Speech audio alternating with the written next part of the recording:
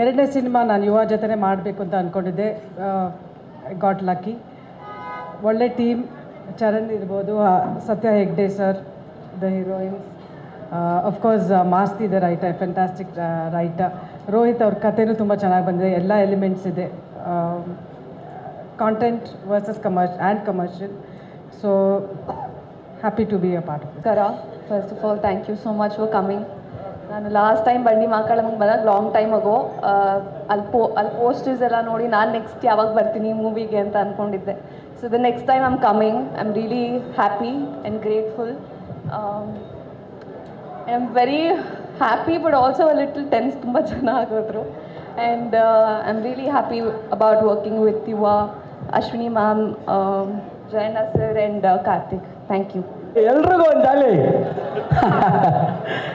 ತುಂಬ ಸಂತೋಷವಾಗಿದೆ. ಜಾಲಿ ಜಾಲಿ.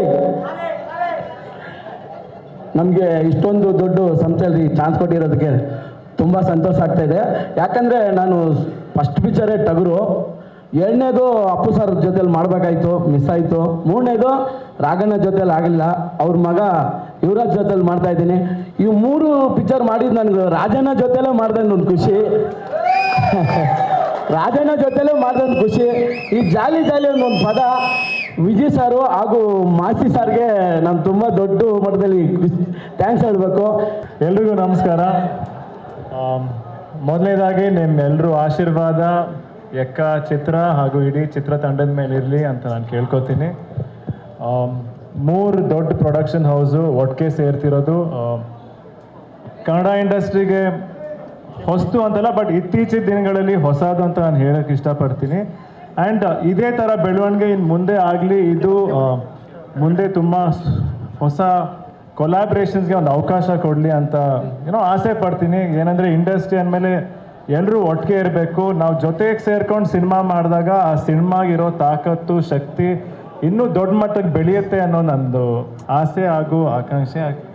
ಅದೇ ಥರ ಇವಾಗ ತುಂಬ ದೊಡ್ಡ ಟೀಮು, ಚರಣ್ ಸರ್ ಆಗಿರಲಿ, ಸತ್ಯ ಹೆಗ್ಡೆ ಸರ್ ಅಂತೂ ನಾನು ಚಿಕ್ಕ ವಯಸ್ಸಿದ್ದಾಗ ಜಾಕಿ ಸಿನಿಮಾ ಅದಕ್ಕೆ ಮುಂಚೆಯಿಂದ ಎಲ್ಲ ಸಿನಿಮಾನು ನೋಡ್ಕೊಂಬಂದು ಅವ್ರ ಜೊತೆ ಟ್ರಾವೆಲ್ ಮಾಡ್ಕೊಂಬಂದು ಇವತ್ತು ಅವ್ರ ಜೊತೆ ಕೆಲಸ ಮಾಡ್ತಿರೋದು ತುಂಬ ಖುಷಿ ಆಗುತ್ತೆ. ಕಲಿಯೋಕ್ಕೆ ಭಾಳ ಅವಕಾಶ ಇದೆ. ಆ್ಯಂಡ್ ಚರಣ್ ಸರ್ ಅವ್ರ ಮ್ಯೂಸಿಕ್ ಅಂತೂ ಮೊದಲಿಂದ ತುಂಬ ಇಷ್ಟ. ಟಗರು ಸಿನಿಮಾ ಅಂತೂ ಅವಾಗ ಕೇಳಿದಾಗಿಂದ ಪ್ರತಿಯೊಬ್ಬರಿಗೂ ಆ ಟಗರು ಸಾಂಗ್ ಅಂತೂ ಇವಾಗ ನೆನಪಾದ್ರೂ ಒಂಥರ ಮೈಕೆಲ್ಲ ಈಗಲೇ ಡ್ಯಾನ್ಸ್ ಮಾಡ್ಬೇಕು ಅನ್ಸುತ್ತೆ. ಸೊ ಅದೇ ಥರ ಒಂದು ಸೂಪರ್ ಆಗಿರೋ ಒಂದು ಸಾಂಗ್ ನಮ್ಮ ಚಿತ್ರಗೂ ಬರ್ತಾ ಇದೆ. ಆ್ಯಂಡ್ ಸುಮಾರು ಸಾಂಗ್ಸ್ ಇದೆ. ಅವ್ರ ಜೊತೆನೂ ಕೆಲಸ ಮಾಡೋಕ್ಕೆ ತುಂಬ ಖುಷಿ. ಆ್ಯಂಡ್ ಮಾಸ್ತಿ ಸರ್ ಅಂತೂ ಎಲ್ರಿಗೂ ಗೊತ್ತು ಅವ್ರ ಬರವಣಿಗೆಯಲ್ಲಿ ಎಷ್ಟು ತೂಕ ಇದೆ, ಎಷ್ಟು ಪವರ್ ಇದೆ ಅಂತ. ಅವ್ರು ಬರೆಯೋ ಲೈನ್ಸಲ್ಲಿ ನಾನು ಕರೆಕ್ಟಾಗಿ ಶಕ್ತಿ ಕೊಡ್ತೀನಿ ಅಂತ ಅಂದ್ಕೊಂಡಿದ್ದೀನಿ ಸರ್, ನೋಡೋಣ. ಆ್ಯಂಡ್ ಅಫ್ಕೋರ್ಸ್ ಅಶ್ವಿನಿ ಆಂಟಿ ನನಗೆ ತುಂಬ ದೊಡ್ಡ ಸಪೋರ್ಟು ಪ್ರತಿಯೊಂದು ವಿಷಯದಲ್ಲಿ. ಆ್ಯಂಡ್ ನಮ್ಮ ಹೋಮ್ ಬ್ಯಾನರಲ್ಲಿ ಸಿನಿಮಾ ಬರ್ತಿರೋದು ನನಗೆ ತುಂಬ ಖುಷಿ ಆಗುತ್ತೆ.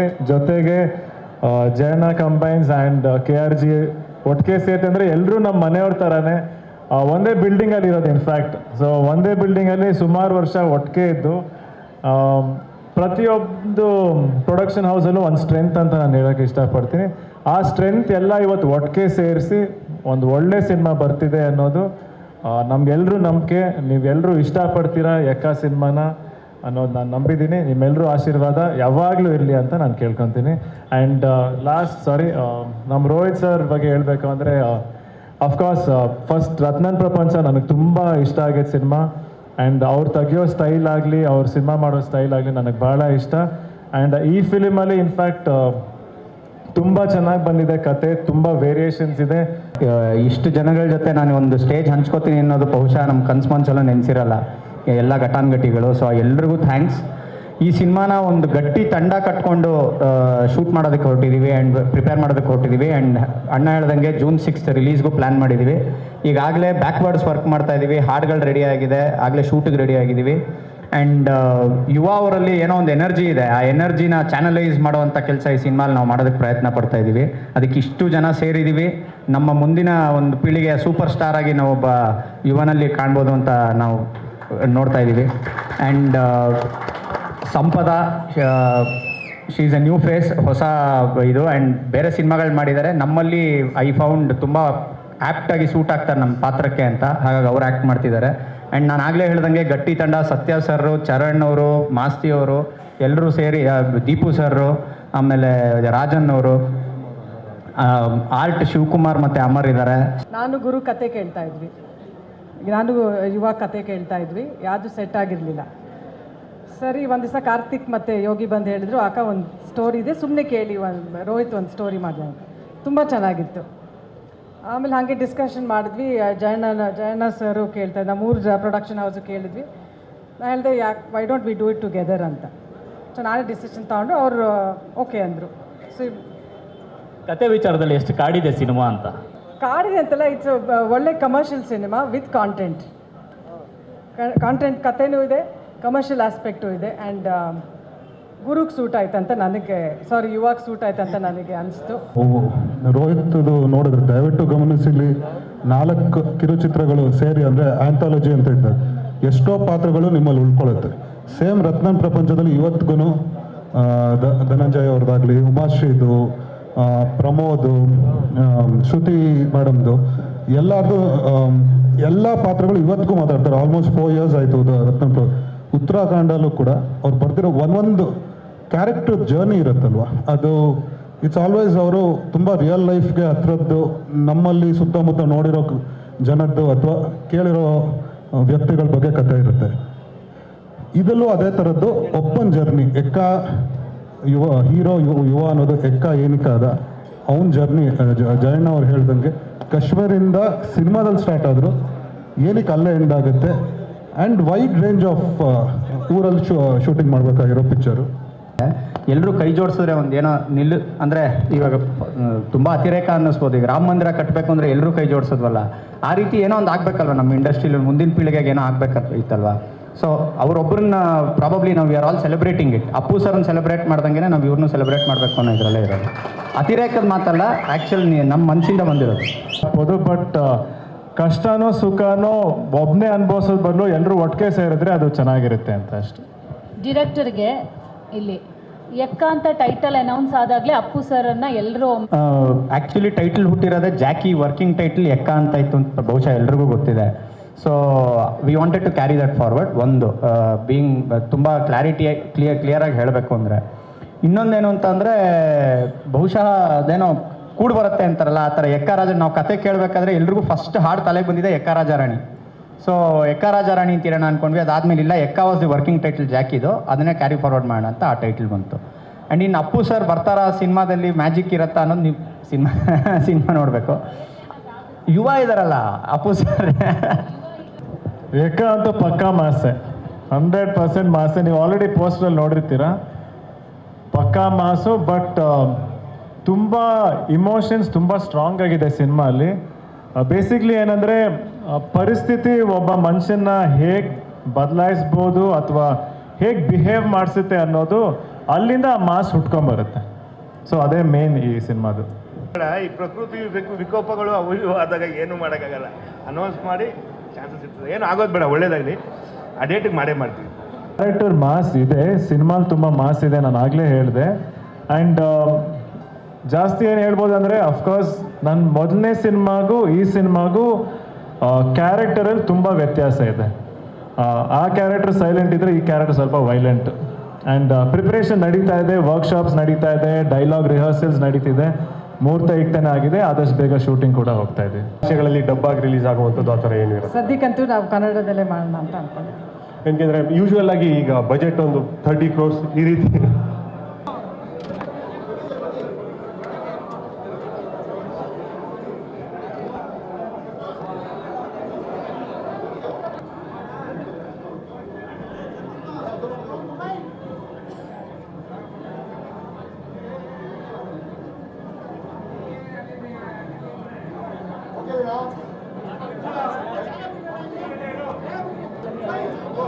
ಜಾಗ ಇಲ್ಲ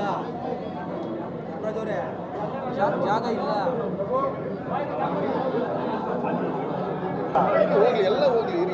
ಬಿಡಲ್ಲ ಅಂತ ಹೇಳ್ತಿಲ್ಲ, ಅವ್ರು ಬಂದ್ಬಿಡ್ಲಿ ಆಮೇಲೆ ಹೋಗಿರಂತೆ.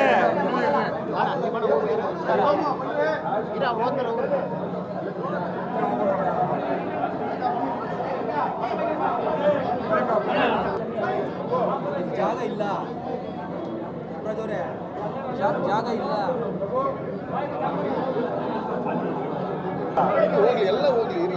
ಬಿಡಲ್ಲ ಅಂತ ಹೇಳ್ತಿಲ್ಲ, ಅವ್ರು ಬಂದ್ಬಿಡ್ಲಿ ಆಮೇಲೆ ಹೋಗಿರಂತೆ.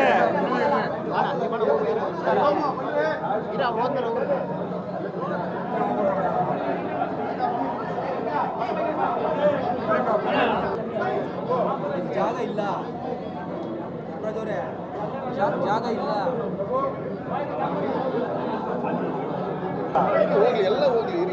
ಬಿಡಲ್ಲ ಅಂತ ಹೇಳ್ತಿಲ್ಲ, ಅವ್ರು ಬಂದ್ಬಿಡ್ಲಿ ಆಮೇಲೆ ಹೋಗಿರಂತೆ.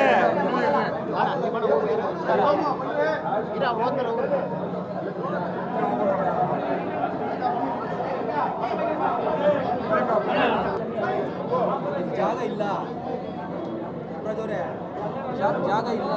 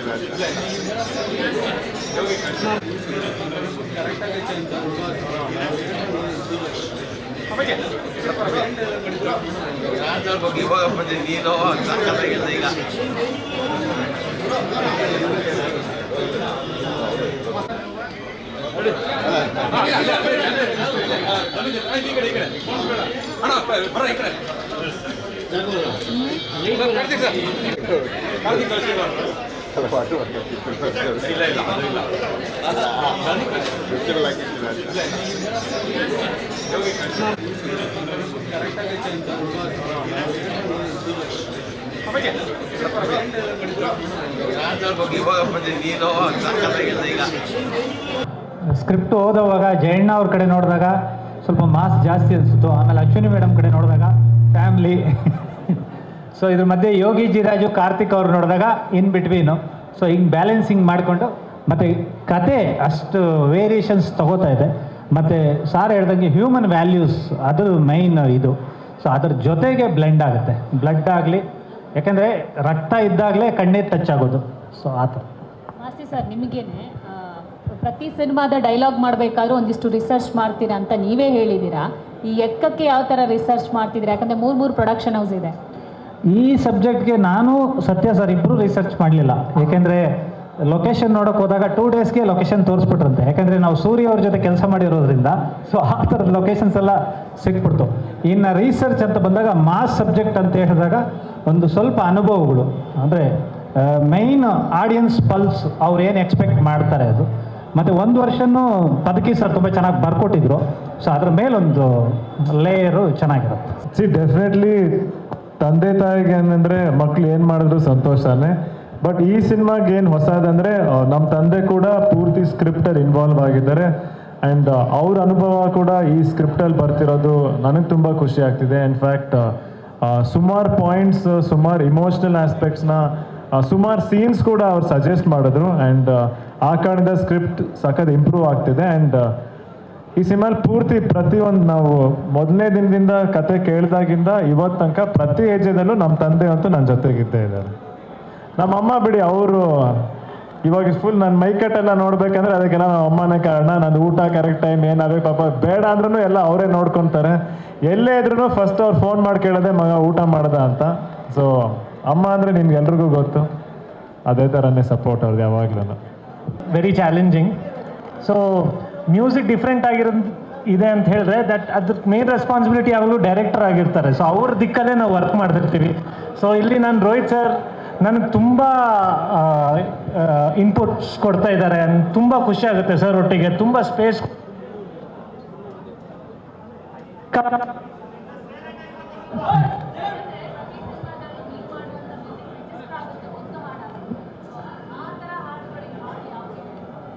ಅಂದರೆ ಇವಾಗ ಪ್ರೋಸೆಸ್ಸಲ್ಲಿ ಇದ್ದೀವಿ. ನಾನು ರೋಹಿತ್ ಸರ್ ಕಂಪೋಸ್ ಮಾಡ್ತಾ ಇದ್ದೀವಿ. ಸೊ ಇವಾಗ ಒಂದು ಹಾಡು ಕಂಪೋಸ್ ಮಾಡಿದ್ದೀವಿ. ಸೊ ಎಲ್ಲ ಹಾಡು ತುಂಬ ಮಟ್ಟಿಗೆ ಹಿಟ್ ಆಗಬೇಕಂತ ನಮ್ಗೆ ಆಸೆ ಇರುತ್ತೆ. ಸೊ ಆ ನಿಟ್ಟಿನಲ್ಲೇ ಕೆಲಸ ಮಾಡ್ತಿದ್ವಿ. ಅಂದರೆ ಎಲ್ಲ ಡಿಫ್ರೆಂಟ್ ಆಗಿದ್ರೂ ತುಂಬ ಕ್ಯಾಚಿ ಆಗಿರ್ಬೇಕಂತ ಕೆಲಸ ಮಾಡ್ತಾಯಿದ್ದೀವಿ. ಆ್ಯಂಡ್ ಅಫ್ಕೋರ್ಸ್ ಯುವ ಸರ್ಗೂ ಅದು like he should enjoy that performing. So ಅದೆಲ್ಲ ಫ್ಯಾಕ್ಟರ್ಸ್ ಇಟ್ಕೊಂಡು ಕೆಲಸ ಮಾಡ್ತಿದ್ದೀವಿ ಮೇಡಮ್. ಎಕ್ಕ ಡೈಲಾಗ್ ಇನ್ನೂ ಬರ್ದವ್ರಮ್ಮ, ಬಟ್ ನಾನು ಕತೆ ಕೇಳುವಾಗ ಕೆಲವು ಸೀನ್ ಹೇಳ್ಬೋದು, ಬಟ್ ಪ್ರಾಪರ್ ಡೈಲಾಗ್ ಅಂತೂ ಇನ್ನೂ ಗೊತ್ತಿಲ್ಲ. ಅದೇ ಚೂಟು ಪತ್ತಡ ಅಂದರ್ ಬಾಯರ್ ಗೊತ್ತಲ್ಲ ನಿಮಗೆ? ಅಂದರ್ ಬಾಯರ್ ಆಡೋದು ಗೊತ್ತಲ್ಲ? ಅಂದರ್ ಬಾಹರ್ ಅಂದರ್ ಚೂಟ್ ಪತ್ತಡ್. ಬಟ್ ಒಂದೊಂದು ಊರಲ್ಲಿ ಆ ಇದಕ್ಕೆ ಒಂದೊಂದು ಇರ್ತದೆ. ಈಗ ಸಾರ್ ಹೇಳ್ದಂಗೆ ಶಿವಾಜಿನಗರ ಹೇಳಿದಿಲ್ಲ, ಯಾರೋ ಕೇಳಿದ್ರಲ್ಲ ಶಿವಾಜಿನಗರ ಅಂತ, ಅಲ್ಲಿ ಚಬೀಸ್ ಕಟ್ಟು ಗುನ್ನೀಸ್ ಕಟ್ಟು. ಬಟ್ ನಮ್ಮಳ್ಳಿ ಕಡೆಯಲ್ಲಿ ಚೂಟು ಪತ್ತಡ್ ಅಂದರ್ ಬಾಯರ್ ಮತ್ತು ಮುಕುಮ್ ಯಾವುದು ಅಂತ ಕೇಳ್ತಾರೆ. ಆ ನಂಬರು ಇಲ್ಲ ರಾಜನೋ ರಾಣಿನೋ ಅದು ಹೇಳ್ಬೇಕಮ್ಮ, ಆ ಥರದ್ದಿದೆ. ನಾವು ಆಡೋದು 13 cards, not 3 cards. Time pass game. Yuva sir, because I love mummy ಅಂತ ಹೇಳಿದೆ. ಯುವ ಸರ್, ಇಷ್ಟೊಂದು ಮಾಡ್ತಾ ಇದ್ದೀರಾ? ಏನು ಮಾಡಿ ಹೇಳಿ.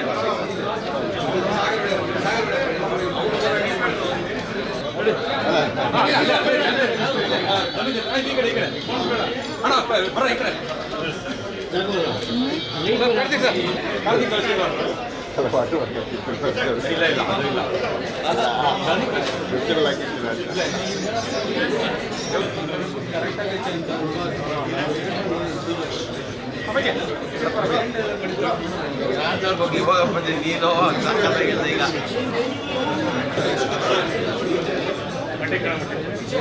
ಈಗ ಯಾಕೆ ಇಷ್ಟೊಂದು ಮಾಡ್ತಾ ಇದ್ದೀರಾ? ಏನು ಮಾಡಿ ಹೇಳಿ.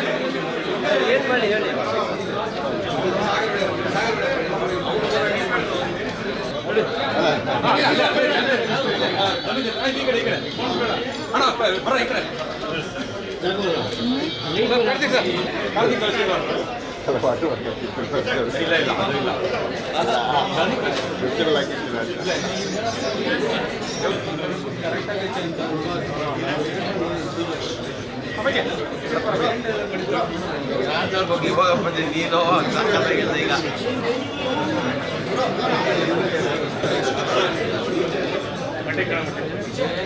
ಯಾಕೆ ಇಷ್ಟೊಂದು ಮಾಡ್ತಾ ಇದ್ದೀರಾ?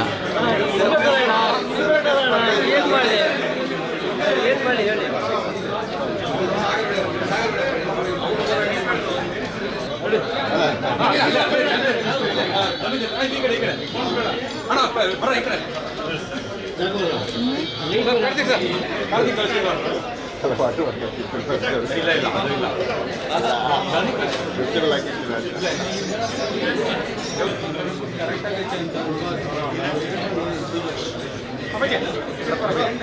ಅದಕ್ಕೆ ನಾನೇನು ಹೇಳೋದು, ನನ್ನ ಕಡೆಯಿಂದ ಯಾವಾಗಲೂ ನನ್ನ ಕಷ್ಟ ಆಗಲಿ ಪರಿಶ್ರಮ ಅದು ಮಾಡಲೇಬೇಕು, ಅದನ್ನು ಮಾಡ್ತಾನೆ ಇರ್ತೀನಿ.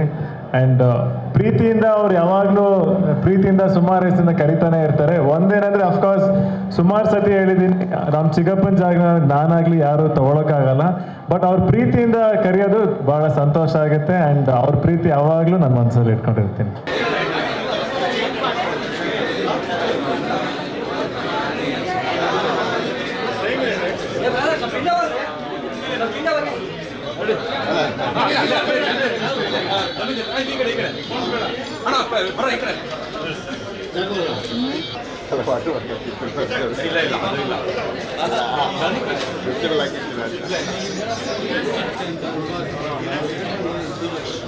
ಬಗ್ಗೆ ಹೋಗಪ್ಪ ನೀನು ಸಾಕಾಗಿದೆ ಈಗ.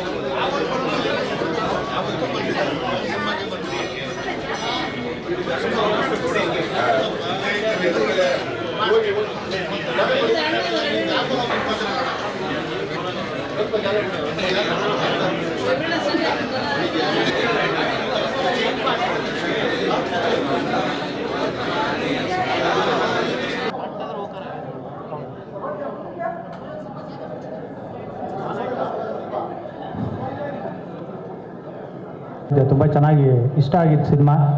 ಮತ್ತು ಸತ್ಯ ಸರ್ ಹೇಳ್ದಂಗೆ 3 ಪ್ರಮುಖ ಸಂಸ್ಥೆಗಳು ಅಂದರೆ KRG, ಜಯಣ್ಣ ಫಿಲ್ಮ್ಸು ಮತ್ತು Ashwini madam PRK.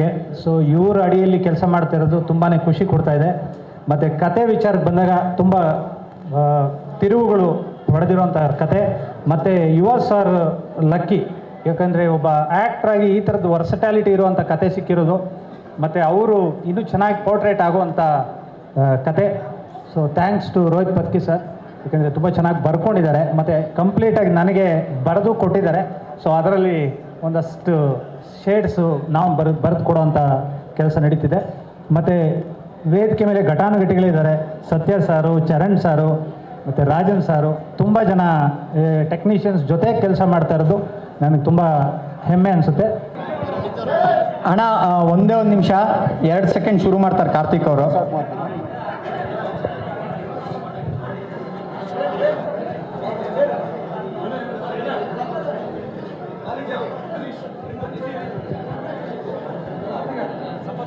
Jack sir,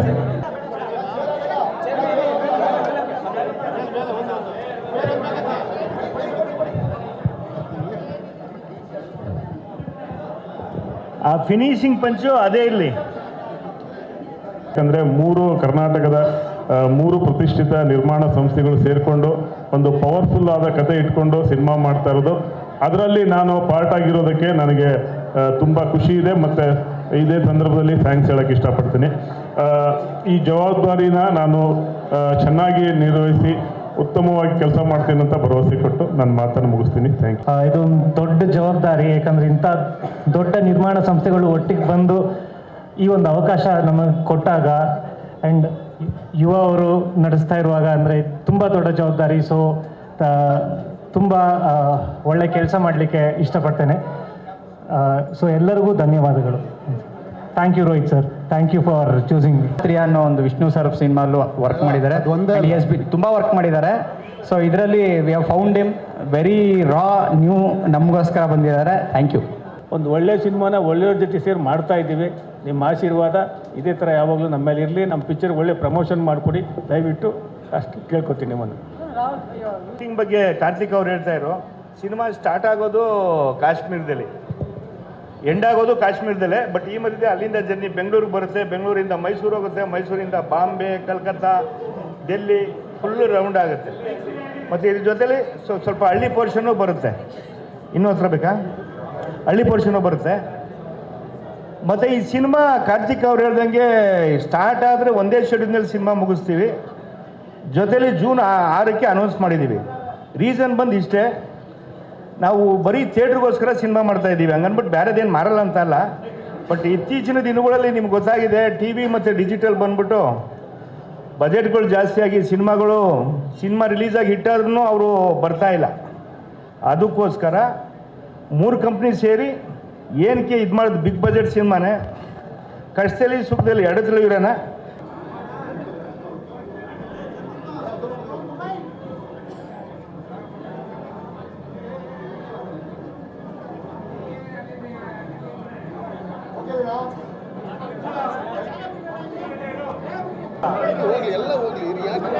ಅಂತ ಹೇಳ್ತಿಲ್ಲ, ಅವ್ರು ಬಂದ್ಬಿಡ್ಲಿ ಆಮೇಲೆ ಹೋಗಿರಂತೆ.